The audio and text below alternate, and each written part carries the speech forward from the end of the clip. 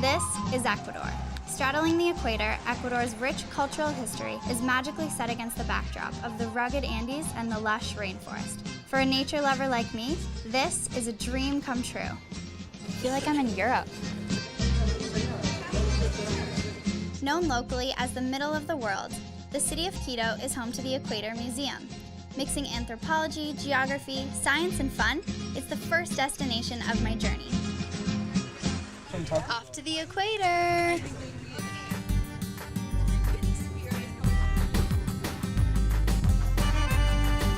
I thought it was just going to be some sort of monument, but it was actually a full-on museum.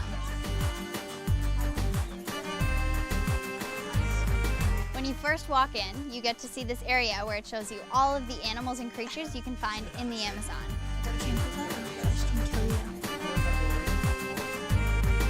There was this massive stuffed boa constrictor in this glass cage underneath. I thought that creeped me out. And then the man introduced the shrunken heads.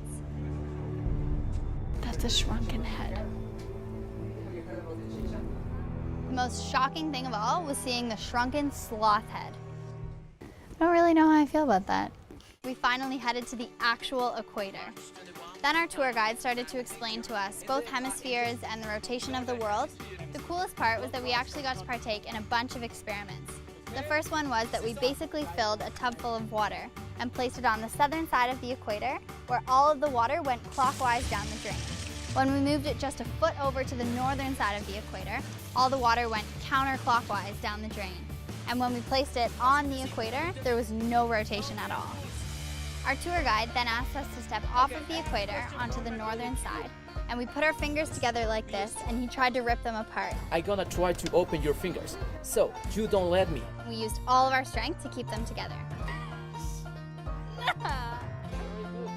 Good job. Then we put our arms out like this, and he tried with all of his strength to pull them down while we held them up. When we moved on to the equator, we put our fingers together, and in a second he was able to rip them apart. 1, 2, 3. Whoa. What? It was like I had no strength anymore. And then I put my arms out again like this, and in a second he was able to push my arms down. You push up, I push down. 1, 2, 3. Where's my strength? It's crazy. As soon as I was standing on the equator, I had no balance, no strength. It was the most bizarre thing. Off to the Amazon. Ecuador is home to the Amazon rainforest, the world's largest and most biodiverse of its kind. Called the lungs of our planet, about 20% of Earth's oxygen is produced here. Free the Children works in both the Amazon and the Andes Mountains.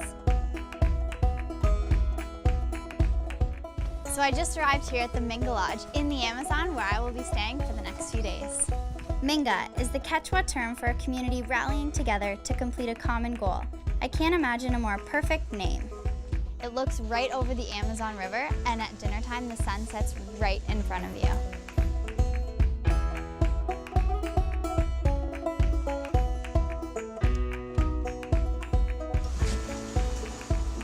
Wow.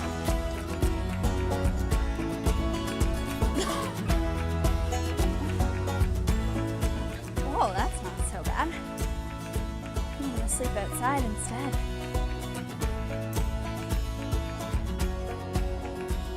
We started out the day by going on a jungle hike.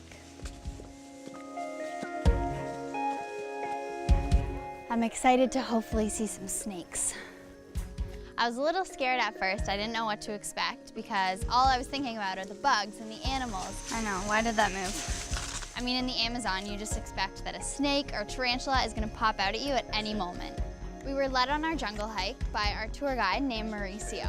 I like to say that he is one with the jungle. Whenever he feels like an insect is moving, he will just open and pull it in very quickly. I couldn't have felt any safer having Mauricio guide us through the jungle.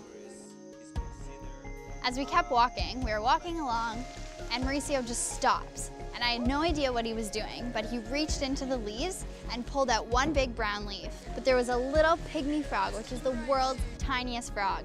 It was literally the exact same color as the ground and the leaf. I have no idea how he spotted it.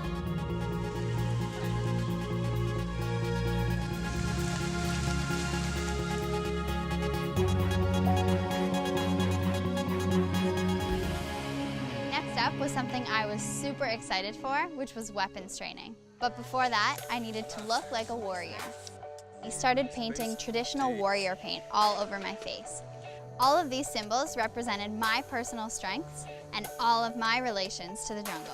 So the sun, the rainbow, and M, that any tribe or anybody can recognize you who you are by the first letter of your name. Ta-da! He then brought out two types of weapons. One was a blowgun, used for killing smaller animals, and then he had these huge spears that were used for killing the bigger animals. If you guys can see over there, there is a target, and we're gonna shot from here. This is gonna be the line. Put your lips in it and close the hole, and then blow. The blow dart gun was actually pretty fun. Basically, we stuck these sticks into the front of it, and as I closed my eyes and aimed at our target, which was a papaya, on 3 I just blew. And it was weird, because at first you don't even see it come out, because the blow dart gun is so long. I tried it a few different times. He makes it look a lot easier than it is, but I'm working on it. I'm almost there. And after a while, I finally hit the target. Yay! I'm a pro. Using the spears were a little bit more challenging. The biggest ones were so heavy. When you're throwing the spears, the idea is that you throw it right up so it comes right back down.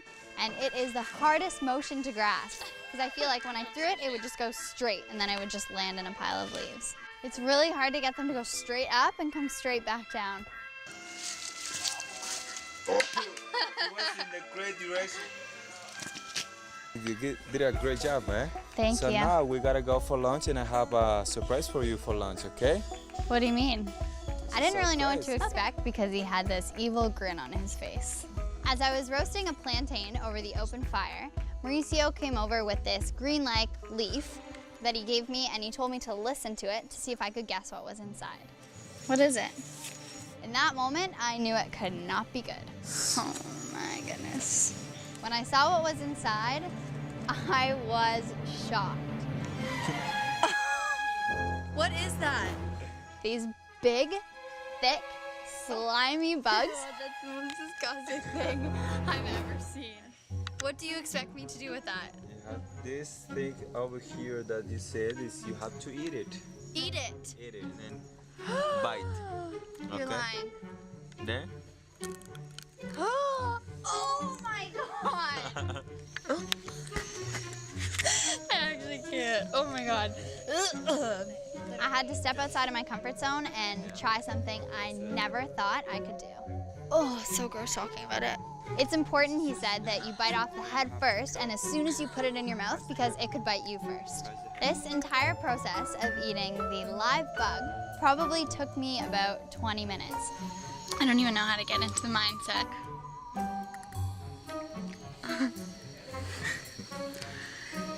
One, two, go. Done. I think I killed it. I could just hear the noise and I could feel the crunch and I instantly hesitated, thinking I cannot do this. Just Oh! press the hat again. Ah! Ah! Don't pull it, don't pull it. Keep it there, keep it I'm there. gonna do it. All I could feel was just like the guts and the inside squirting all over my mouth. It was so gross. Now what? And then chew it. Chew it. Oh my god, this is so gross. When I finally finished the whole live bug, I was pretty proud of myself. It is. You can do it. I definitely had to step out of my comfort zone, and I'm really glad that I did. I knew I would have regretted not doing it.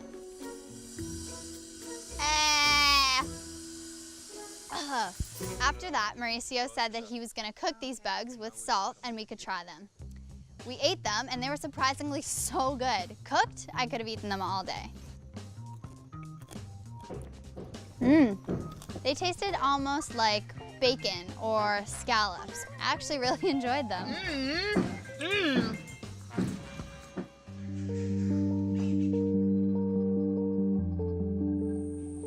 So right now we are headed to the Free the Children community of Bella Vista that I'm so excited to finally visit because we are going to help with building the school. For anyone who loves adventure, this is a dream come true. There is nothing better than floating down the Napo River as you enter the mighty Amazon.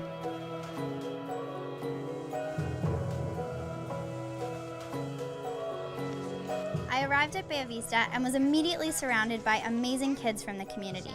Their smiles were contagious and the perfect motivation for us to get to work on the school they would soon be filling. So much love. A lot of work needed to be done and I was put on saw duty. Sawing off the wood was a lot harder than it looked. Start with what? Oh, this is hard work. I worked at it for about 20 minutes, but once that piece of wood finally fell off, it felt so rewarding to be a part of this process. Yeah! Excellent. Awesome. Can I play?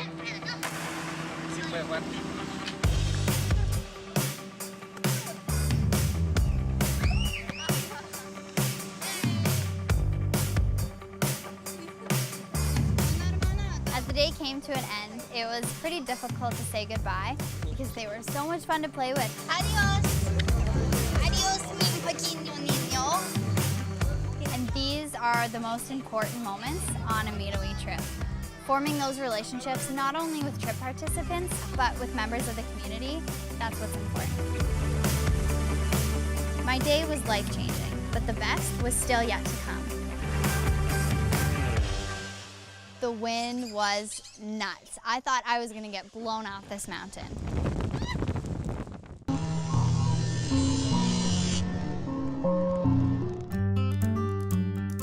Each day in Ecuador brought with it a lifetime of experience, and what came next was nothing short of awesome. Today we're heading out to the province of Chimborazo, but first we have an exciting stop to make. We stopped to visit a women's group where they showed us everything that they do in their daily life to support them and their families. The first thing that I tried was sheep shearing. Basically, they lay the sheep down on the ground, hold its head down, and then while you lean over, all with scissors, you just cut as close as you can to the skin. The next thing that I tried was knitting. I sat down with this 15-year-old girl. I found out that she was actually subbing in for her mom, who couldn't be there that day. So that just goes to show you how all of the women in this area just totally have each other's backs. This is the top of Mount Chimborazo peeking out from the clouds. It's so beautiful. This massive inactive volcano has been out of commission for nearly 1,500 years. Fun fact, it's actually the closest point to the sun on Earth. Mount Everest is the tallest mountain, but because the Earth isn't a perfect sphere, Mount Chimborazo is our closest point to space. After experiencing a day in their shoes, it was time to say goodbye and head off to San Miguel.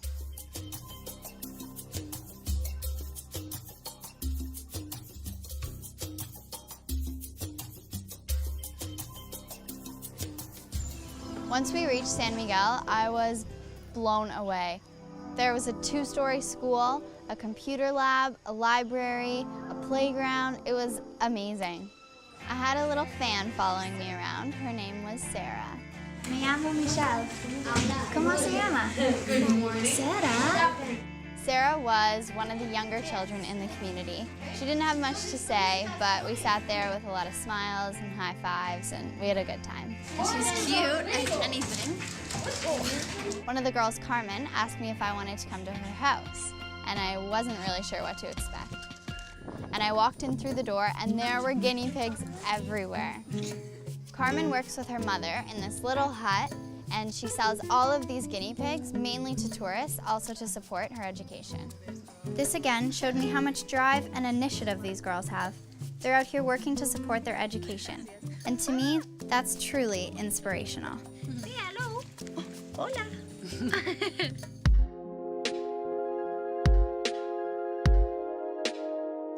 One of the most unexpected surprises was visiting the community of Schweid. Schweid is located nearly 4,000 meters above sea level in the Andes. When we first got out of the car, the wind was nuts. I thought I was gonna get blown off this mountain. As I stood there, I kept trying to find any balance, but the wind was so loud and so crazy and blowing in my face and blowing in my hair. My hair was full of dirt and I felt like I had a thick layer of dirt on my face. I just wanted to pull one of those open in the wind, but I couldn't. I still couldn't catch my balance and I was just falling all over the place. It was nuts. And all of a sudden, we could hear in the distance kids laughing and playing in the classroom. So we decided to check it out. And when I peeked my head in, the classroom was full of smiling faces. ¿Cómo se llama? Oh, ¿no llama?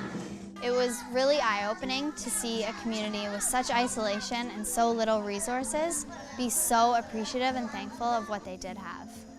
Goodbye, goodbye, goodbye, goodbye, goodbye, goodbye, goodbye. The view from the top of Schweid overlooked all of these other beautiful mountains in Chimborazo, and it was breathtaking. It was just something that I knew I had to take in before leaving.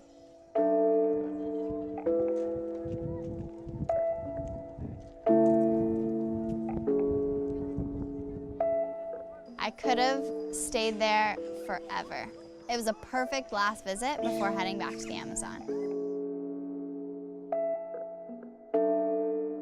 We have to be quiet the whole time.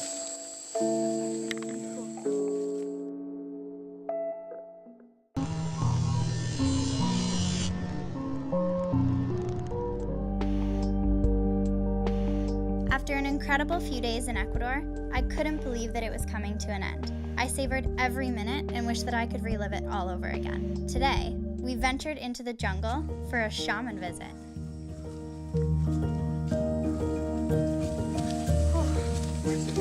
This view makes that hike worth it. It was a totally unique cultural experience. When we first got there, Mauricio introduced us to this man with feathers on his head and told us that this was the shaman. The shaman is someone who heals people from their spiritual, mental, and physical illnesses using all natural ingredients from the jungle. We all sat down on this bench with our eyes closed. We have to be quiet the whole time. And then he lit this tobacco and started blowing it all in and around our heads to clear our minds of all bad energy. And then he grabbed a bad energy plant. He used this and waved it all in front of us and behind us to clear us of any negative energy in our bodies and our minds. When the shaman was finished, he told us to all slowly open our eyes. And as I did, I felt, refreshed. The shaman visit was awesome. I feel so relaxed and cleansed. We headed back to Bay Vista to do a little bit more work on the school, but I also really wanted to say bye to all my new little friends. The highlight was that we put the last truss up on the roof. Myself and a few other people from the group lined up almost like we were about to play tug-of-war, and we all just started pulling on this rope to help pull the last truss up onto the roof. At that moment, I couldn't help but think about all the kids in the community, how this school will change their lives and the small role that I played in that. It's something that I know I will never forget. Then something caught my attention. There's some really loud music playing over there. I heard some music playing off in the distance, so I asked Mauricio if he could take me to see what it was. We walked down this gravel path, and then I turned a corner, and all of a sudden, the music started getting louder. It sounded like someone was doing karaoke in their house. And there were a bunch of kids everywhere. They were all dancing. All these women were cooking. It was a crazy vibe. The man who was hosting the party actually invited us into his home. It was really cool to see what the traditional house looks like. The kitchen was a very dark room. It had one window and then a bunch of pots and pans lined up on the counter with an open fire right in the middle of the room. As soon as we walked into the bedroom, I had to stand there and take it in for a minute. There's just an open hole in the wall for a window, and everything again is made out of wood, and it's just one cot on the ground. Then this girl came out with this bright yellow bottle of nail polish. I knew what she wanted and I knew what it meant. So she sat down on the bed and I started painting all her toenails, and then as soon as I was finished, we left the house and I was pulled out onto their dance floor, and their dance moves are hilarious. All the boys are just kind of standing in the corner moving, and all the girls were grabbing my hands almost like Ring Around the Rosie. It was so much fun. I could have stayed there all day. After a really cool afternoon, it was time to say bye to them. I had totally mixed feelings about this because they had made me so happy this afternoon and taught me so many things about the importance of family and community and celebration and all of these things, but at the same time it was sad to be saying bye and know that these are probably kids I won't see again. They say that life is either a daring adventure or nothing at all. My WE trip to Ecuador proved that to be true. I found myself stepping outside of my comfort zone daily, and by the end of the trip, craving even more. I saw and experienced things that I would have never found at home, and therefore learned life lessons that I'll keep with me forever. I did not think that I would survive out here in the Amazon, or that I could hop on that plane, but I did, and I'm so happy that I did. We always think that we have time, but the time for adventure, the time for change, and the time to live your life is now.